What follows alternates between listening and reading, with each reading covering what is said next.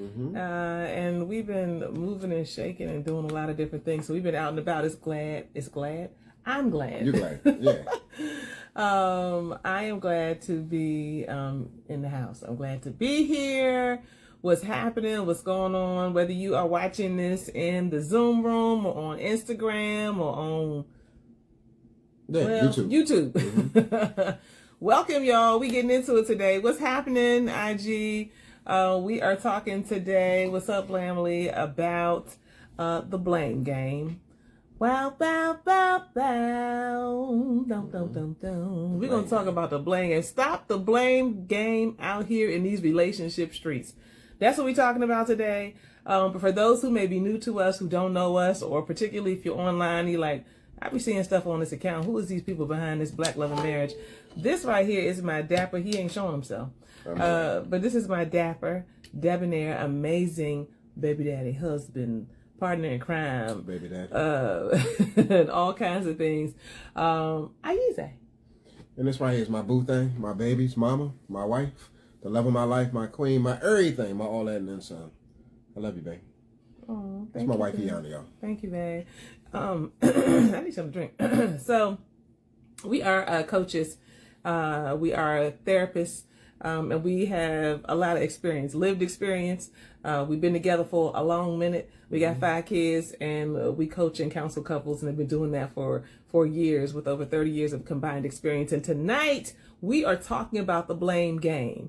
The blame game. Too many people blame it. I don't understand why this is up on the screen. Like, why do you do this? My husband just puts things up on the screen and block. We can't see nothing. But you're not seeing the people. You're just seeing yourself right now. I can't see you. That was covering you. So you really trying to see me? Yeah. I like to spin. When I'm on, what? No, when I'm on, I want to see the screen. Okay. All right, y'all. We talk about blaming. It's a whole lot of blaming that goes on in relationships.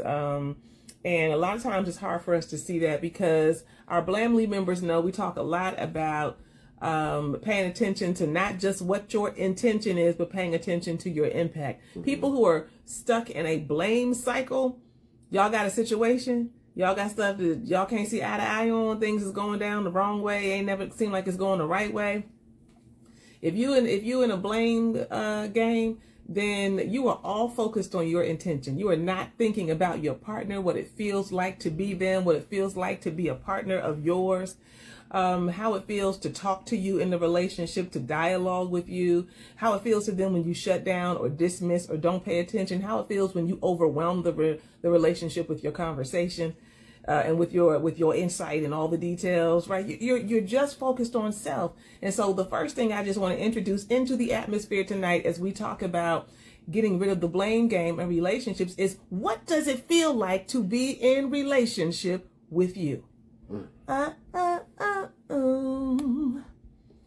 you ever asked yourself, what is it like to be wrapped up with 25 questions in a matter of 30 seconds? What is it like to just feel like you're being ignored? Like, whatever you do that you don't pay attention to, you don't pay attention to your impact. What is it like to be in a relationship with you? And I think when we can start to get beyond ourselves, the point I'm making is expand our thinking beyond what our opinion is about a situation, or expand beyond how hurt we are, how hurt our feelings are. And I'm saying that I'm talking to myself, because if my feelings get hurt, I make a whole commitment in my head. I will never, ever be vulnerable with him ever again in my entire life. I am all the way shut down. I am not opening up. I'll be saying all that to myself. I'll be saying that. So I'm just letting y'all know, the feelings is real. So I'm not saying it ain't real, but we got to get beyond that. That's how I feel on day one. The next day I'll be like, let me go ahead and talk to my boo, even though I still can't stand them. You know what I mean? So we gotta be able to get beyond ourselves. And until we're able to do that, and that's a practice, it takes practice, we're gonna have a hard time staying out of the blame game. You will never get to solution. You will never get to resolution. You will never ever get to what we say is more important than resolving the issue, which is understanding. You ain't gotta agree on everything. You just need to have some understanding. You'll never get there if you are always looking at what they doing wrong or what they did like this and how you feel. You're always blaming. You got to get out of that. And I really think that we have to be honest with ourselves. So where does this whole blame game stem from? Where does it start? Who ends it? How does it finish? And the reality is that when we look at our own personal relationship, my wife and I, what I can say for a fact is that a lot of times we even introduce blaming into the equation because we're feeling hurt. We're feeling some sort of way. We're feeling impacted based off of what's been done.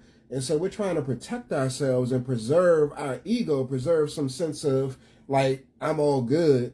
And as a result, what we end up doing is we end up displacing some of the things that we're feeling onto our partner.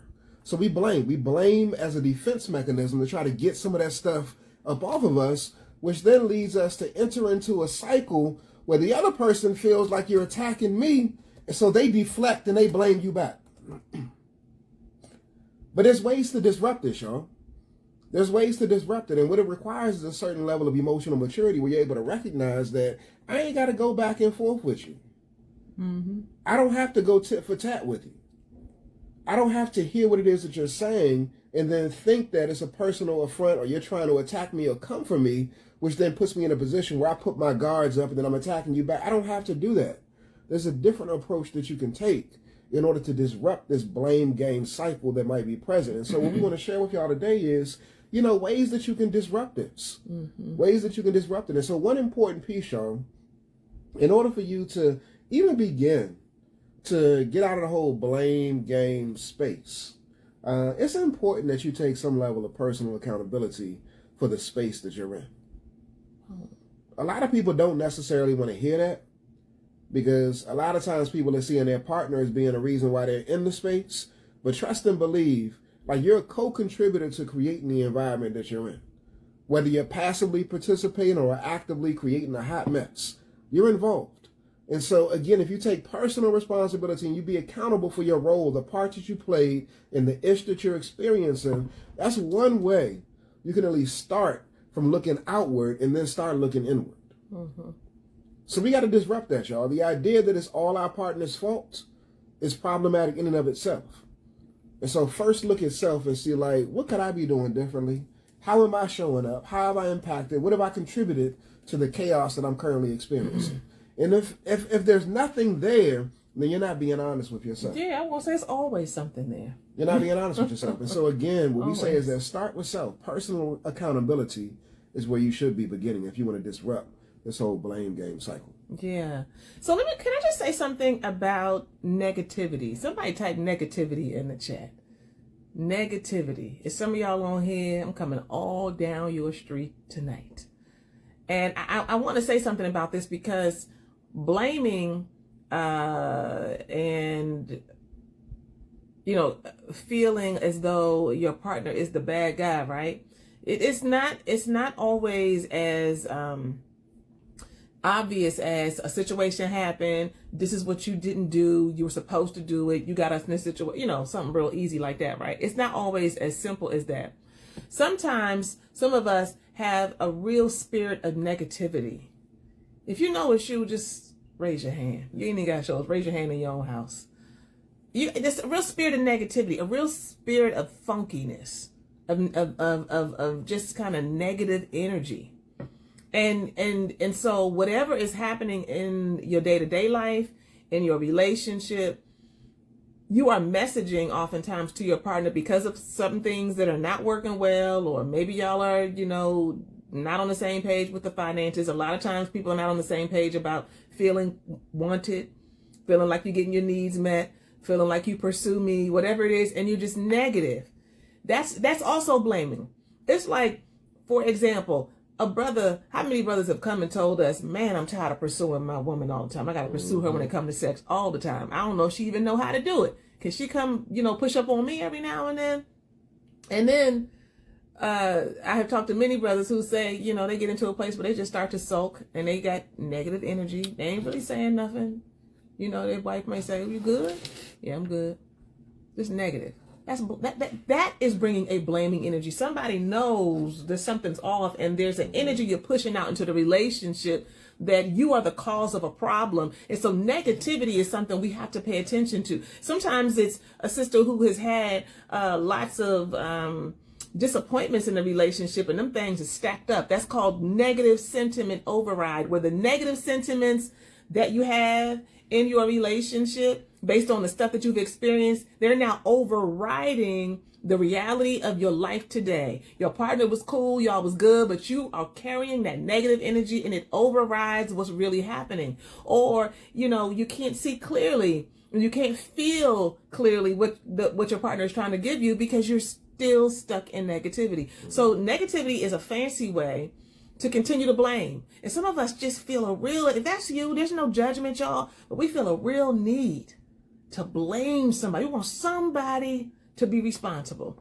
I think this is like maybe a human thing, because it's like if we do this in a lot of ways. If we didn't get the job and we feel like it was unfair, if this didn't happen, or our parent didn't do this, some of us, a lot of us, our parents didn't show up. We still blaming our parents. My mother didn't. My mother didn't either. His mother didn't. This is life. And some of us are still stuck there. And those of us who get stuck like that, we do that in our relationships. And what we are basically signaling and saying to the world is, I am a victim. I can acknowledge a thing, but I'm also going to continue to hold that thing up to the light and hold it responsible for all of my situation. We can all experience some things in our relationships, whether it be parents or our spouses or boyfriend or girlfriend, right, that have just gone off. But it's a whole nother level of maturity. It's a whole nother level of get down if you are actually going to acknowledge it, be able to talk about the hurt and all of that, and then let it go. Let it go. We said we were talking about, y'all see how we talking, I'll be amplifying. I'm about to be done with my point. We said we were going to give you five things, strategies to stop the blame game. So the first one is just to let that shit go. Let it go. Oh, I know y'all, some of y'all are real irritated with that right now. You're like, oh, that's easier said than done. But the same way some of y'all have been some places, they tell you, forgiveness is just a decision. You ain't gonna feel like you want to forgive. You ain't gonna get an emotional conviction that all of a sudden I just forgive and my heart is just forgiven ever since that day. You have to decide every single day to forgive. You have to make a decision every single day, sometimes multiple times a day. So the same thing goes for letting it go. Because our brains will still take us back to bringing stuff up and getting in a funky space. Our partner like, damn, what happened? What's wrong with them? You know what I'm saying? Our brains will do that. But you have to hold yourself accountable for letting it go. Let it go. Let it go. Let it go. Make a decision. If you got to make a decision 10 times a day for a while, make a decision over and over again to let it go. Yes, Kevin, practice letting go. It is a practice. Yeah, and I just want to add, so number 2, y'all, would be take back your power. That's good. Take back your power. And I'm lifting this up because one of the things that I see is, again, when you're blaming somebody else, you're making somebody else responsible for your pain. And so if you shift in terms of the way that you're thinking about things, the way that you're perceiving and seeing things, and you see yourself as being in a position of power, what that does is it gives you the ability to actually shift, make a change, and then impact the outcome. And so sometimes we feel like we're at a deficit, we're at fault, we're at somebody else's, under somebody else's control. And again, when you take the position that, no, I do have the ability to shift the way that I'm showing up. I do have the ability to impact the outcome. What ends up happening is that you take back your power, and as a result, you end up creating something that you want to experience versus what you don't. And so stop giving them your power. Stop giving him all of your power. Stop giving her all of your power. Realize that when you're blaming them, you're making them responsible for your pain. And what I want you to do is to stand in the promise of the possibility of you actually being in a better space. And in order for you to do that, you got to wrestle back your power, bro. Wrestle back your power, sis. And recognize that you got the ability to create something different, create something new, and experience something more better. But it's not going to happen if you keep on blaming. Because again, if you give them the power, then they're going to be the ones that are responsible for bringing you your peace. But if you wrestle back the power, then you equip yourself and empower yourself to actually create your peace. That's it. That's harder to do. It's more fun, and it's easier to put everything on your partner. They messed up. Now they need to clean it all the way up until you feel better. They messed up. That's true. They do need to do some cleaning up, but they can't make you feel better. They can do some things to aid you in your process, but as my husband said, you got to take your power back, and you got to be responsible. And so when we talk about this blame game, There is something that is so easy that many of us just do not do. I don't know why we don't do it, but we just I guess because we don't want to hear it. You need to ask for feedback. Bow, bow, bow, bow. Ask for feedback from your partner. You know, I always tell people when you're introducing something new into your relationship, you know, if you just do that off the cuff, they're like, what are you talking about? You at work? Why are you asking me for feedback? Why are you using that word, right? But you need to bring it up outside of the time where there's a thing, okay? And say like, oh, I was looking at this IG or whatever, Relationship Thursday with the mods, and they said that, you know, I need to ask for feedback. And so why is asking for feedback important to shift you from the blame game? It keeps you from doing something that we talk a lot about in our community and in the work that we do. It keeps you from assigning meaning. Assigning meaning. When we assign meaning to something that we think our partner did or didn't do, or they messed up or didn't come through or disappointed us, and now we have a whole narrative in our mind about you don't care.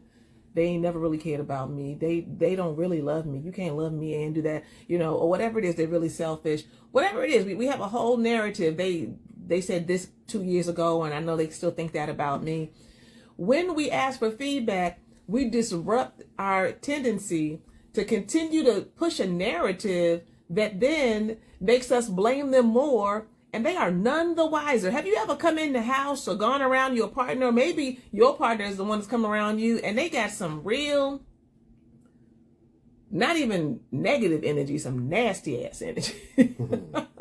Like they are mad at you. Like, what is going on? I saw somebody make a comment. I don't know what it was on. It was something earlier or some other live we did.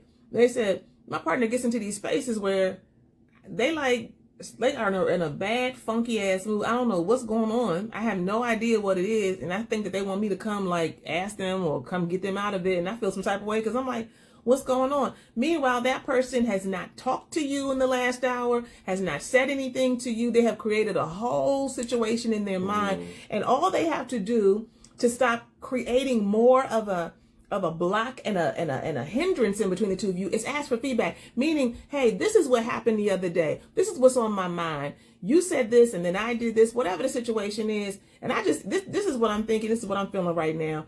I could be off. Can you let me know? Ask for feedback. Tell me, is this what you saw? Is this what you experienced? Am I getting that right? Ask. Why don't we stay quiet, y'all? Why don't we stay quiet? We got a whole little thing going on in our heads. How many times do I have conversations with people and they've got quite a detailed story? I say, oh wow. So what happened when you asked your husband that? Or what did she say when you told it? Oh, I ain't say nothing. All in our own world, creating more energy, making ourselves more angry, and continuing to create something that oftentimes is just not true. It's not fully true, at least. And then we are blaming them more. And we have this whole cycle going on our own. We've got to stop the blame game. So ask for feedback. Say, hey, like, this is what I saw. This is what I experienced. This is what I'm dealing with. Like, get clarity. Get clarity and ask for feedback, ask for questions, and ask how they are experiencing you. Because that's the only way that you're going to get out of making assumptions. We don't want to make assumptions and assign meaning to stuff. We want to know what it really was. Yeah. And then guess what? You can't be like me, and when they tell you what it really is, when my husband does that, and I'm like, no, it ain't. That's not true. I know it's more to it than that. No, you can't do that. No, that's right. You got to actually receive what they said, take it at face value, and listen to what it is your partner is saying. So that's number three. Number three. If you're just joining us tonight, we are talking about some ways, 5 things in particular that you can do to stop the blame game. The blame cycle is non-productive. It does not help. It takes you nowhere. There is a difference between responsibility, accountability, and blame. Blame doesn't help anybody. Nobody. It doesn't help. Blame doesn't help somebody to be more accountable. It doesn't help them to be more responsible. What your job is in a situation where you feel disappointed, betrayed, uncertain, unsure, hot and mad, your responsibility is to say, what is it that I need? And how do I need to take care of myself? And what do I need to ask for? And what expectations do I need to share? And what do I need to be sensitive about? in terms of how I approach that. All of that is about you. Blaming is about the other person and getting something off of you. But instead of doing all the stuff I just said, people who have not practiced being in a relationship blame. And that's what we want to shift you from, because it does not help anybody, anywhere, at any time, to grow a connected, loving, healthy, successful relationship. Do me a favor, y'all, and drop in the comments. Drop a 1 if you've ever felt blamed in your relationship. I want to make sure we're talking to the right people. If you've ever felt blamed in your relationship, type a 1 in the comments. And if you've ever blamed your partner, type a 2 in the comments, y'all. Let me know in the chat whether or not you felt blamed and whether or not you blamed your partner. I see the Blamley is representing and dropping 1s and 2s. On IG, what y'all say? I see the 1s coming through as well too. So, so I asked that question because that's going to take me to point number 4.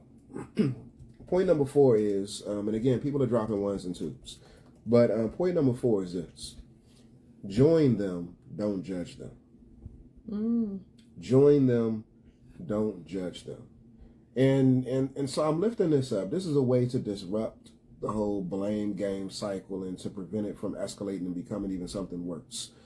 If you join them, meaning if you put yourself in their shoes, if you attempt to empathize, if you ask questions like my wife said, seeking understanding over agreement, what ends up happening is that you start to expand your ability to be compassionate for whatever their walk is, the decisions that they've made, the missteps and mistakes that they've done. And as a result, you can possibly increase connectivity in a relationship. Far too often what's happening is that we're judging our partner, y'all. We're coming down on them with the hammer. And again, there are some situations where they be moving ass backwards and they do stuff that disrupts the whole family unit, and they break your heart, and they step on it, and they just, everything just feels like it's falling apart. You just dismantled in your marriage. And you know, but even in those instances, he or she still has a story. That's good. They still have a story. Yeah. They still have a perspective. They may be moving through and in their hurt, and as a result, they're hurting you. And so it doesn't mean that you don't get to be impacted and you don't feel the pain, that you don't feel hurt, you don't feel angry, you don't feel like you want to go on a mofo. Yeah, you can feel all of that. But what I want to lift up is that if you join them, and again, it takes a lot of emotional regulation, emotional discipline, because sometimes you just want to cuss the mofo out.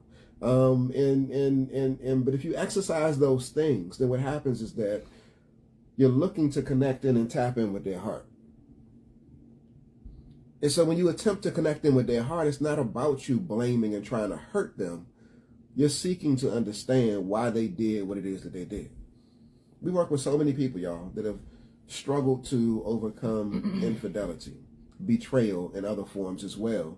And as a result, what ends up happening is, like, the automatic inclination is to go on a person, to, like, I mean, because that thing has been described as being akin to death. Yeah. Everything changes. And so the anger, the ire, like all of that, you're justified in experiencing and feeling those feelings. They're real. He or she too has a story. He or she too may be walking with and holding on to pain.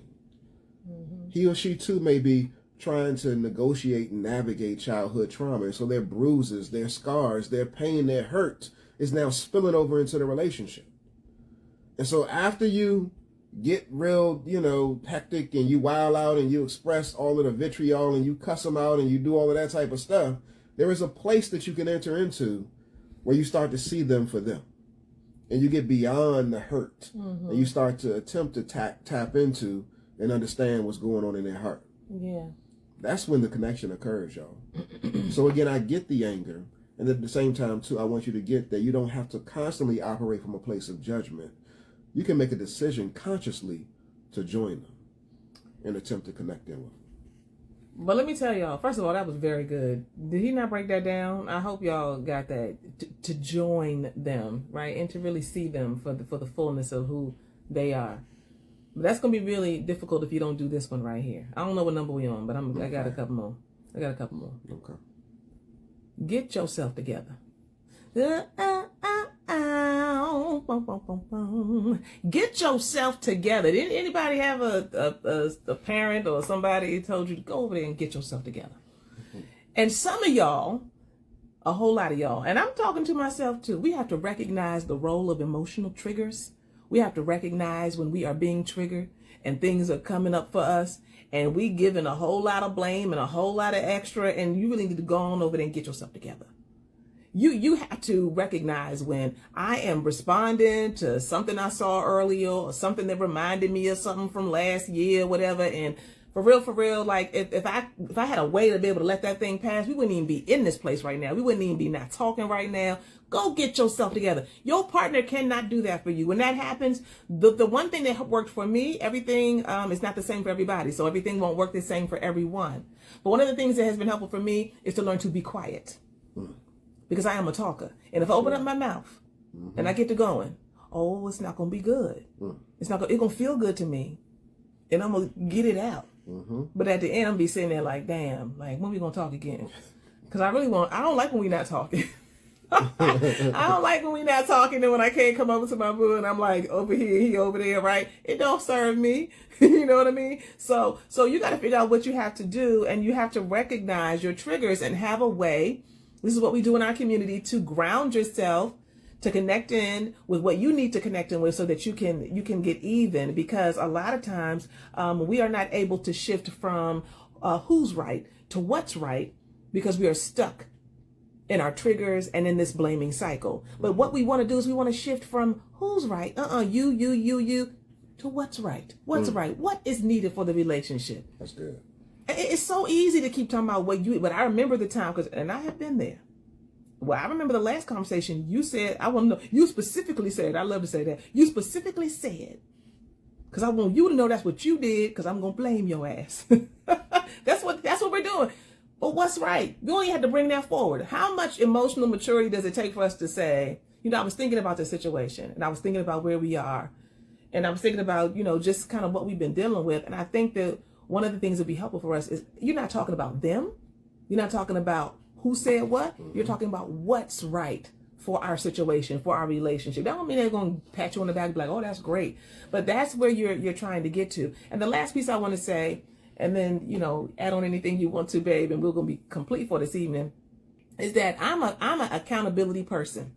Okay? People come and work with us all the time because we're not just here to talk about how much we understand. We're here to talk about where you trying to go, though. What you trying to do, but you said this is what you was trying to do. So we're going to have to give you some accountability at the same time. Accountability is so important. So I don't want to minimize that in what I'm about to tell you. But for you, as you are dealing with your partner, and if you find yourself in a blame cycle, you must pair accountability with empathy. This goes along with what my husband was saying. You must have empathy come in there. If you just going to be the police, then he could just go outside. If you just gonna be his mama, then he can just go on over to his mama house, right? You know what I'm saying? Like, there has to be empathy. There has to be a friendship that gets nurtured in the middle of that mess. You cannot just be, If you're just going to criticize her all the time, if you're just going to do that, then, you know what I mean? Like, you ain't no different than her boss at work. Empathy. You must pair accountability with empathy. And one of the things that we do, especially when our partner is not owning their shizzle, they ain't owning their shit, right? When they're not on it, then we go in. But they're going to be more able to own something if you're able to also show understanding. And I am not saying that that's always possible. Because based on whatever you're dealing with, sometimes it's not possible, nor is it even realistic for you to be showing up like that. As a matter of fact, depending on what the situation is, you don't need to be thinking about empathy. You just need to be figuring out how to take care of yourself. Okay, so I want to be clear about that. But if you are working through some things and you all are committed to this process of being in a relationship, at some point, you're going to have to show some empathy. And remember that anytime we want to blame, anytime that we're in a place where we're just you, it is a signal for growth. It's just a signal that we need to grow in this area. It is something that I think all of us have an inclination to want to do. We don't mean to do it, but we do it. But it's a signal that we need to have a different kind of conversation and shift from who's right to what's right and what do we need right now, and be in a collaborative conversation about this thing. And yes, come on back to it again and again. Yes, all the sisters out there like, so how many times I gotta bring up this conversation? Mm-hmm. And if I never bring it up again, he ain't gonna never say nothing about it again. I know. Do you want to be right? Do you want to have it all work out the way you want it to, exactly the way you need it to, or do you want to be in a relationship? Sometimes you're just gonna have to do that for a while. When you mentioned the whole piece around pairing accountability with empathy, what that made me think about was the fact that when you pair accountability with empathy, it doesn't feel like you're testing me. And so accountability absent of empathy, it feels like I'm being tested. To the person to your partner who's getting that energy from you? Yeah, and so a lot of times people will talk about, I'm willing to be accountable in a relationship, and I'm also willing to hold my partner accountable, but what that means or how that's interpreted and received is that you're actually just trying to be the watchdog. And you're trying to test me. And you're actually waiting for me to make a mistake. But when there's empathy that's present, right, then what it feels like is that you're being supportive and you're being a cheerleader and you're encouraging me. And that's what's actually needed. And so make sure you're definitely pairing the accountability with the empathy. That's good. All right, y'all. Let me just say this before we get ready to close tonight. I got one more, but I want you to go to loveonher.com. This is for all the women who need to go get yourself together. All the women who need to go get yourself together. I have something coming up in September. It is 21 days of growth and release and getting centered, because relationship work is personal work. So this is for women only. Loveonher.com. We're coming together for 21 days, and we are reading sisters coming together so that we can attract the right partner, be better in our marriages and our relationships, get on alignment or in alignment with our purpose and our destiny, whatever it is that you need to overcome. It is the Art of Overcoming experience. And you can go to loveonher.com so you can learn how to love on yourself more, because sometimes we are looking for things from others, be it husband, be it girlfriends, be it mama. You know what I'm saying? Whatever it is it in the bio? No. Okay, we're gonna put it in the bio IG, but it's love, LOVE onher.com. I'll put it in our bio, because you can't click on it when I put it in here.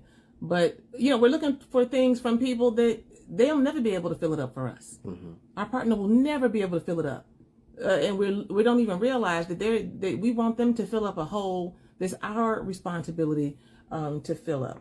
And we don't even know what that looks like. So we're going to come together for 21 days straight, 8 p.m. Eastern every day. And we're going to be doing some reading. We're going to be doing some sharing. And it's going to be good. We're going to grow. And we keep it real.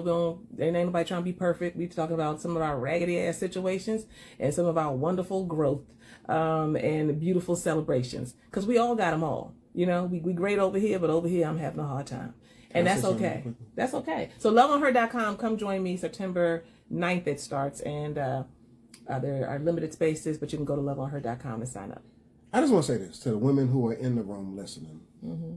So for those who don't know, on IG, my wife and I were trained therapists. We work with couples and individuals all of the time. And one of the reasons why we lift up accountability when it comes to this whole blame game piece is because what I've seen is that a lot of times women have complaints about what their man is not doing, how their man is not showing up. And a lot of times what we're doing within the course of these sessions that we do is we'll ask questions. And sometimes women go mute when it comes to their responsibility and how they're showing up in the relationship. And so you got all of these words, all of these complaints, all of this energy around what he is or is not doing. But when it comes to what you are not doing, what you are doing is becoming silent. And so I'm lifting this up, y'all. Wait a minute. What you just say? What you are doing is you're silent. You're silent on the things that you need to be doing. Oh, that you need to work on. Yeah, that you need to work on. Oh. And so I'm saying this out of love. But I'm saying this on purpose because when it comes to you actually growing, as much as you focus on him and holding him accountable, how much are you doing that for yourself? Mm-hmm. And so to go through a 21-day process. Good Lord, why you put your elbow? You don't want to touch me? What's all you like over here bowing me and stuff like I'm not bowing you, all right, baby. your No, I'm question is not. all right. I'm not bowing you. But in order for you to go through a process where it's not just coming together, woosahing, reading, and doing me and you and doing all of that. Shut up. For there to actually be accountability at play, you're gonna be able to look at yourself. So I'm saying this because I think that we as people have a hard time looking at ourselves and doing the work. And then actually being accountable for the things that we say that we want to do. It's easier, as we've said, it's easier for us to point the finger and say, you're not doing this. But real talk, ladies, how much are you actually doing? How much are you doing? I mean, I'm talking to men on a regular basis, and I know for a fact that women aren't initiating intimacy in the way in which he would like for you to do it. I know you're not doing that. I know for a fact that a number of women are not communicating and conversing in a way in which he would like for you to do it. I know for a fact that women are standing up and giving the applause in ways in which he would like for you to do it. I know for a fact that women aren't standing in their truth and pursuing their destiny in the way that you say you want to do it. Wow. And so you're blaming him, but what about looking at you? And so over this 21-day period, this is a time where you can actually take intentional time and apply intentional effort to do your goddamn work. No blame. No blame. It's an opportunity. Just responsibility. An opportunity for you to elevate. And so again, I know. She said, "Geez." I just gotta make it plain, y'all. I mean, I gotta make it plain because we hear it, we see it, and we hear it from the men. We hear it from y'all.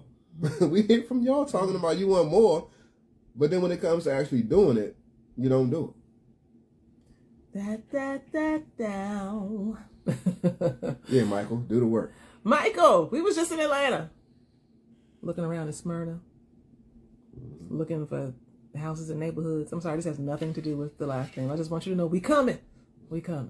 All right, everybody. I appreciate everybody who showed up tonight. This has been another Relationship Thursday. You can catch past episodes of Relationship Thursday on our YouTube channel. That is in our bio. As well as episodes of our podcast, The Relationship Cheat Code. That is also in our bio on Instagram. Go to loveonher.com so you can join me. We're going to come together and have a good time. 21 days straight for women only. Women only. Thank you. Everybody, be easy, be easy. She said no lies detected. All right now. Yes, and we're back home. Yes, we're back home. I see a message here in California. It would feel weird to say we back home in California. Like, no, we just went home to the DMV. We from the DMV. We're from PG County. Did y'all know the girl on CNN? Y'all been watching? I got to get out here and watch this. What is it? What's been on every night? The DNC. The Democratic National Convention. But you know the y'all be watching that? The black girl on there. I remember her name. She is from PG County. Did anybody care? You're like, what is PG County? Okay, you said give a heads up when you come to Atlanta. I sure will. We can't wait. That's good. Been married 22 years. Yes, we have been married 22 years, 5 children, and together for Don't look at me. 28. No, it's 29. It's 28 now. No, it's not. Oh, we've been together 29, but married 22. All right, everybody. Peace. We'll see you on the next Relationship Thursday. Are you watching now? I'm going to go watch. And we'll see you next Relationship Cheat Code. Go to loveonher.com. Go to loveonher.com. Hope this has been a help to you. Stop blaming. Take responsibility. Shift to what's right, not who's right. Peace, y'all. Bye. Bye, y'all.